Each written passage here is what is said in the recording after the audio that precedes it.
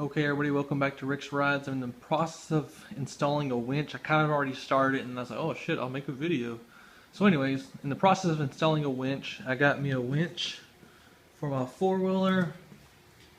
It's the Super Winch LT 3000 ATV winch, and I got a bracket. Also, there's kind of all the instructions. It's kind of really simple actually. And like I said, I already started. I was just going to kind of show you. He popped the top tray off, and this is on my Polaris 2012 550 EXP. I started with the front bolts. There's a bolt here, here, here, and here, where these was mounted to hold that on the front. Let me kind of scoot back to lower that on. And there was a bolt right there on each side. The bolt was right here on each side. There's one on each side.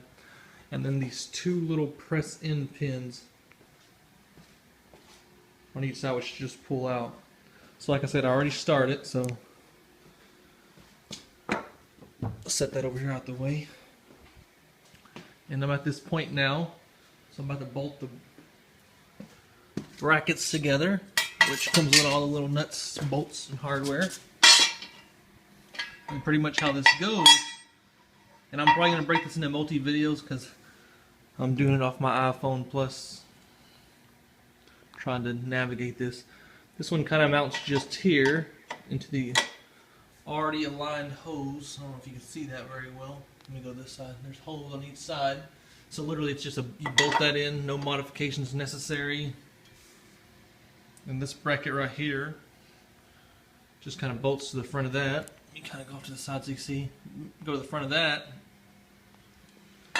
And then on the front of here, you got your rollers that come with the winch. And the winch slides, of course, in between here. Anyways, that's kind of about where I'm at now. I'm going to bolt all this together. I'm going to get the winch mounted in there tonight. I'm not sure if I'm going to finish off the wiring tonight. I might do it tomorrow because it's already kind of getting late. I just was excited that it came in, so I was wanting to start it at least. Had to pull the old Mustang out. Hot rod Chevy's buried under all the shit. Anyways, that's about where I'm at. And again, these are the Trail Finder ATV tires. Got them at discount. They got about 3/4 inch depth. Right now, these are the 9s up front, 26 inches tall. And it's got the 12s on the rear. And right now it's still dirty because me and my brother are out riding it, which you can see the videos on YouTube the other day.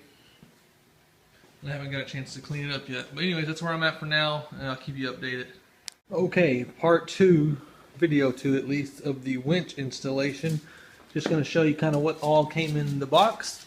Of course, the instructions, the wiring that goes from the handle to the ignition, the winch, the universal winch bracket, the rollers, the hook, terminal in-boot protectors, the remote controller, the handlebar thumb mount winch, and of course the power negative leads, and they've got extra wire, the little terminal ends with the circuit breakers, and then the main circuit breaker there. Okay, that's all I wanted to show you. Follow up with you in a minute.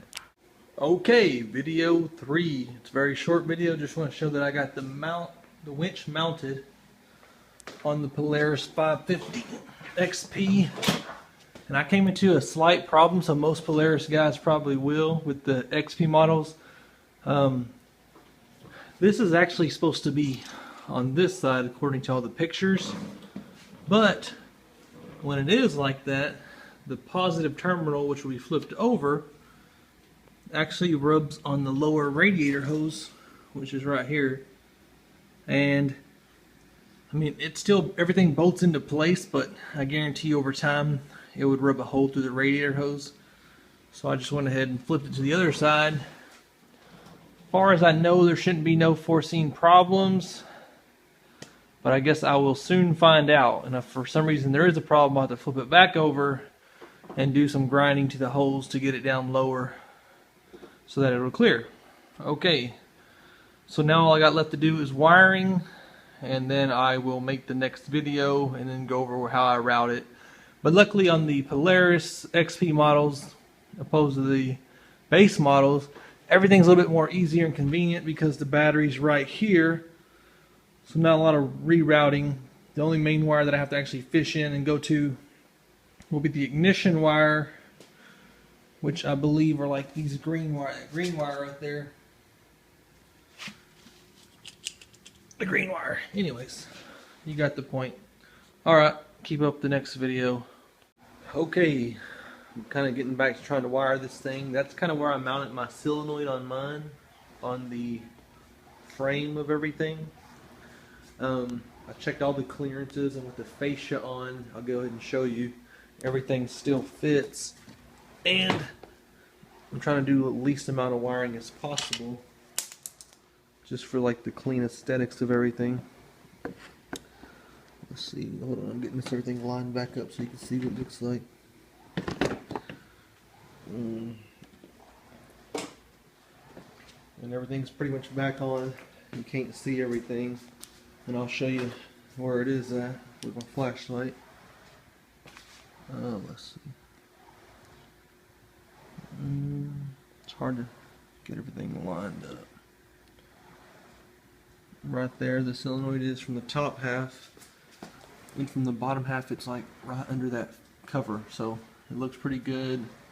Kind of covered pretty good from all the water and everything. It's going to splash on it.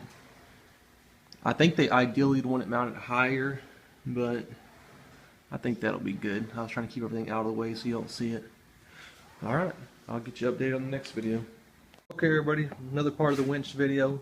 I pretty much got everything wrapped up 90% basically. I'm going to do a little bit more tucking and taping and shit like that just to get everything looking better, but I got the winch mounted here. Everything's pretty much hooked up except the power wire to the winch, because as you see I got it so close.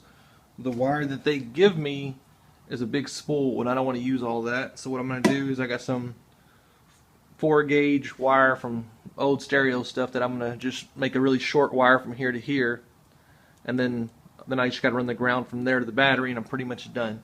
I just kind of wanted to show you where I mounted everything. It's pretty nice the way it all goes. And also for an ignition switch, I did some research with my test light and found out there's 3 accessory wires right here on the Polaris, and they're just, I mean, they were sitting there from when I got the vehicle brand new, so they're not used for anything. So I'm gonna just use one of these little fittings here for the wire that comes with the winch, and I'm just gonna tap it into this one right here.